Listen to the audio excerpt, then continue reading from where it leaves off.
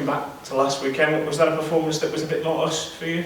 Oh, for sure. I think you saw everyone's reaction, players, fans, myself. Yeah, I was immensely proud against a good team.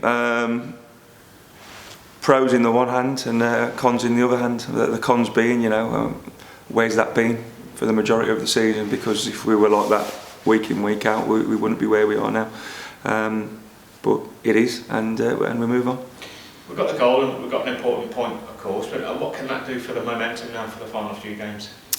Well, I think the last month we've been good in spells, but the spells haven't been long enough, and we haven't scored enough goals.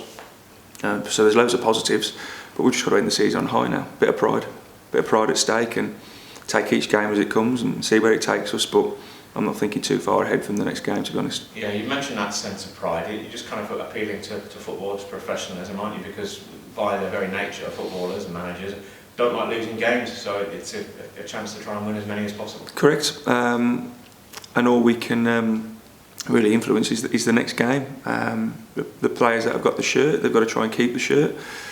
And like I said, I don't want to think too far in front of me, because when I do that, we haven't been good enough this season. So we'll take 90 minutes as it comes and try and be the best that we can.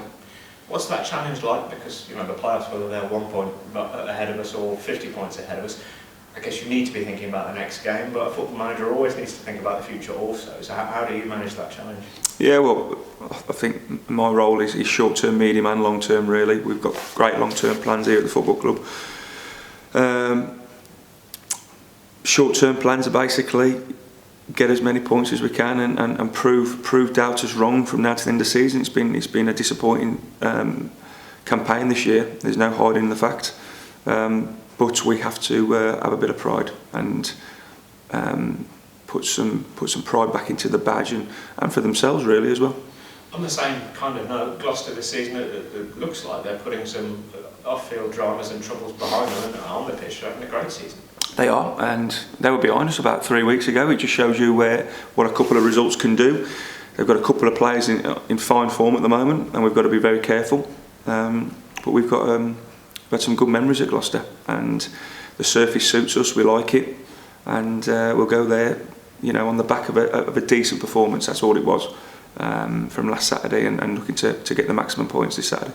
Do Gloucester kind of sum up the unpredictability of National League North for you? I mean, we've talked about how varied the league is, but you look at the results on Tuesday as well. You can never know. You can never write off a team, and you can never nail one down, can you? No, and I think someone who hits a bit of form from now to the end of the season, he's got to grab that spot, because I think there's a lot of teams tailing off now. There's a lot of tired teams. Teams will probably say that about us as well, but we've got to focus on ourselves. But I do believe whoever hits that little bit of form, 4 or 5 wins on the bounce, he's got to nick that last 6 or 7 spot, because there's some other teams that are getting dragged into it now. I wouldn't suggest the lads or anyone's had a chance to relax this week without a Tuesday game, but did it kind of help not having that urgency and the pressure of a midweek game for the first time in about 7 weeks, I think? I think after the back of a good performance, you want to bounce straight back into the next one. But sometimes it does do you good. Joe Leesley's another week into his full fitness, and he'll be back. We've got him penciled in for Alfreton, which will be great. So it's been good to get on the training ground and kind of carry on from the good performance on Saturday. That's huge for Joe, isn't it? Because when it first happened, we were all fairly sure that might be his season, but to him to potentially be involved in some way in March is great stuff. No, it's great. Listen, we've got to be careful, and he is very eager, so sometimes you've got to take things with a pinch of salt, but the department are happy where he's been. He's been at St George's and got all the testing back from there. They're really happy as well, so he's had the best advice from the best people. So I think the Alfreton game is very realistic. He's joining in training today and get 10 good days of training into him before he plays next week. And what about the rest of the injuries? You mentioned the extra days this week have been useful for that. I'm thinking of the likes of Christian Pearce and Kai. How's everyone doing?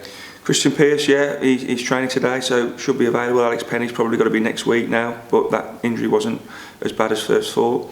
So hopefully going into next week, obviously without Nat Percival, we'll have a clean bill of health. Yeah, just a final word on Kai. I know we spoke after the game about how impressed you've been about his ruthlessness in recent weeks, but to have him here long term, you mentioned that bigger picture. He's got to be a big part of that. It's nothing more than what he deserves, to be honest. I think he's come in after his loan spell at Bromsgrove, took the shirt, and has showed that ruthless, relentless streak of no one else is going to take it through a bad spell. I think some young lads and even older pros need to look at that kind of attitude, because first and foremost you need that if you're going to have a career in the game. Now the tough thing for Kai is to continue that and be better, because I want more from him and he knows that. So I think have a good end to the season and we'll really nail down his strengths and weaknesses going into next year. What about the measure of a young man that must impress you, because he doesn't get giddy or overexcited? He's not one, you know, he doesn't spend a lot of time in front of the mirror, for want of a better phrase. That's your kind of... Oh, he does. He does if you look at his hair. But no, he's quite humble. He knows what he is. But I want better. I think he's got the attributes to be a better footballer and a better midfielder. But I think he's played 15 games now for us, which is fantastic. To say he got put in against Hereford because of a traffic jam, putting him in. But sometimes that's football. You need that little bit of luck, and he's took it.